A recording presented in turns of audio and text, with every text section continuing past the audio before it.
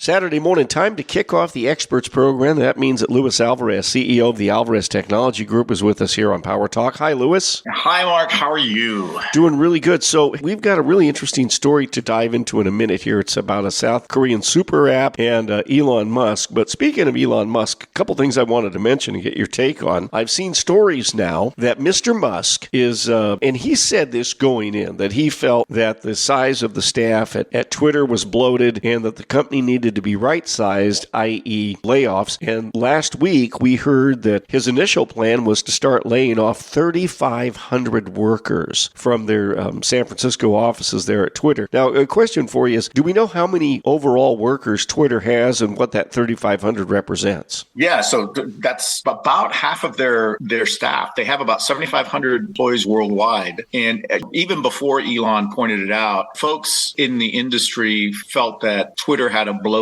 staff for the production that they were getting out of all those people. Typically, when you have that many people employed, they're being very innovative and they're creating new things. And with Twitter, that wasn't really happening. So these guys were just kind of maintaining the app and maintaining the system. So the fact that there are layoffs surprises no one. The amount of layoffs, the number is really what a lot of folks have raised, eyebrows at, because most people thought it'd be about 25%. And Elon's talking about anywhere up to 75% of people. Wow. He thinks could be terminated. So we will have to see how that works. Right now with the economy slowing down, a lot of tech companies are already either slowing hiring or lowering staff.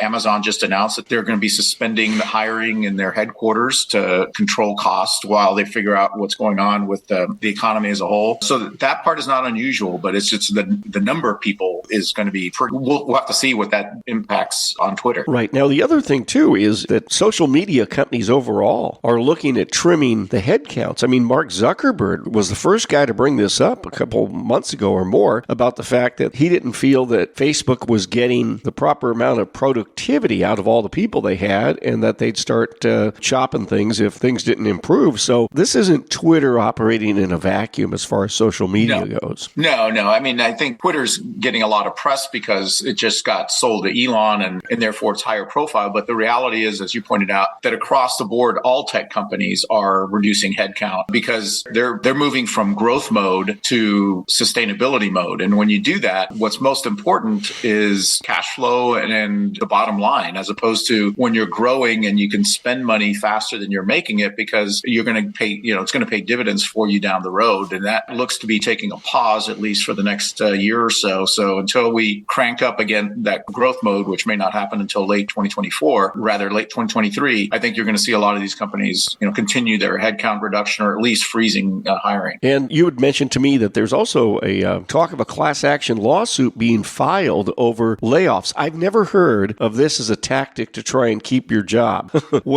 Under what basis does somebody believe they can file a class action lawsuit to stop layoffs? Well, that old adage, a grand jury can indict a ham sandwich. This falls under the same analogy when it comes to lawyers and filing class action lawsuits. They can claim that this was being conducted not because it needs to be, but because Elon's being mean or wants reprisals against employees who have been outspoken against him acquiring the company. Who knows what basis they're going to argue. But the whole idea is to just slow down the process of getting rid of people to the point where it becomes cost prohibitive and maybe he decides to not do it. Further on, speaking of Elon Musk, let's jump into our main story for today. There's a South Korean super app that went down, putting a halt on life over there, and it's a company called Kakao. And doesn't Elon Musk have anything to do about this? Well, one of the reasons he said he wanted to buy Twitter was to turn it into a so-called super app. But what a super app is like Kakao. It's an app that has everything in it, right? So you have banking, you have payments, you have rideshare hailing,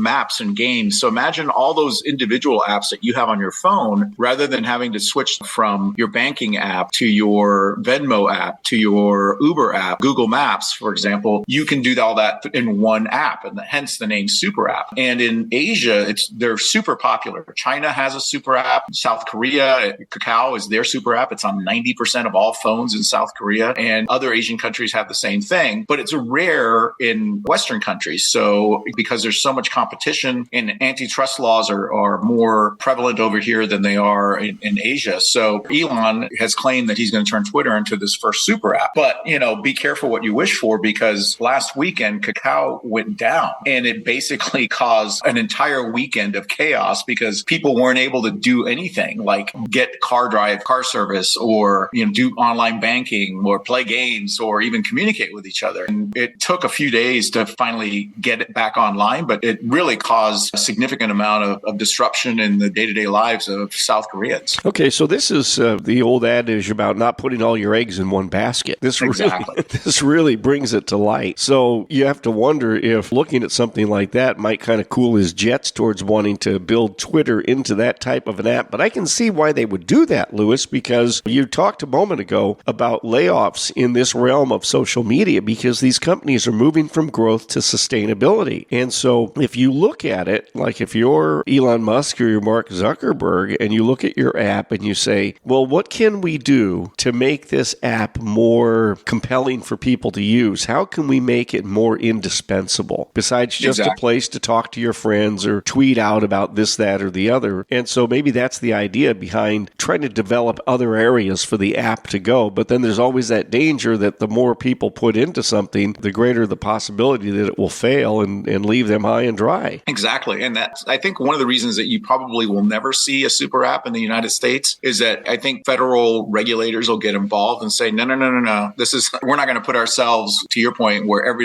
all our eggs are in one basket. That's just, not only is it anti-competitive, but it's also danger to national security. So no, thank you. Hey, before we wrap it up here, something I wanted to mention to you was I received a note from Avast, and they want me to renew for another year. One of the things that they were talking about, that there are more and more scams that they want to notify and warn their users about. Some of them have to do with energy scams, anti-inflation scams. You cannot believe the numbers of scams that are out there right now, but they were talking about the fact there are scams going on right now where people are encouraged to, if you just join our program and send money in, we will guarantee that you'll save money on gasoline. Like you'll be able to go to your favorite gasoline station and only pay $2 a gallon for gas for a fill-up. This is really, boy, talk about sucker being born every minute, but there's that. There are energy scams where you're encouraged to click this link and sign up for a program that will cut your energy bill at home, your utility bill, by 75%. There's all sorts of them out there, and people just need to kind of follow that old saying, if it looks or smells too good to be true, it has to be. Yes, especially when people start to feel economic pressure, you're going to start to see those economic scams pop up, claiming to either save you money or make you money in some way. And a lot of people who get a little desperate maybe to make ends meet and are wondering if this is going to help, they'll reach for that particular ring and hope that it actually is true. But like you say, if it sounds too good to be true, it is too good to be true. There's no such thing as a free lunch, right? Yeah. So if you feel like it's something that just doesn't seem right, then ignore it, delete it, and move on. All right. Wise words from Luis Alvarez, CEO of the Alvarez Technology Group, joining us today on Power Talk Radio. Online, you'll find them at alvareztg.com, at AlvarezTG. That is the Twitter handle. And Luis, the toll-free number for that I-Team. You can give us a call at 866-78-I-TEAM. That's 866-784-8326.